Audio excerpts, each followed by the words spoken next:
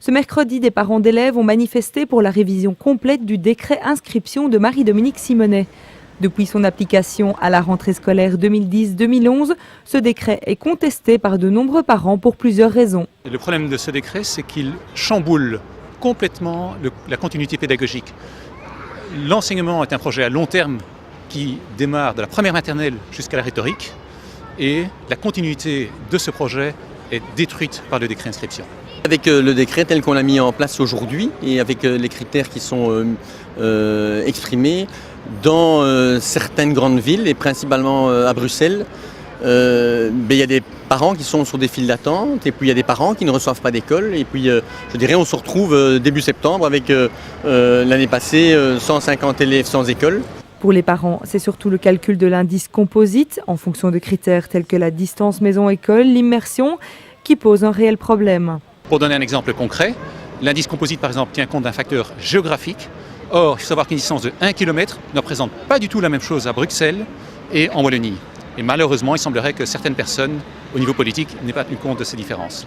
En gros, le souci, c'est que des enfants qui ont fait un choix ou des parents qui ont fait des choix pour les enfants au niveau pédagogique, comme le sien ou comme le mien, vont se retrouver en 5e primaire et ne savent pas s'ils pourront continuer sur cette base-là. C'est maintenant une machine qui va nous dire, ben voilà, vous avez une école plus proche à 1,8 km au lieu de 1,9 km, ça peut être juste jouer à 100 mètres.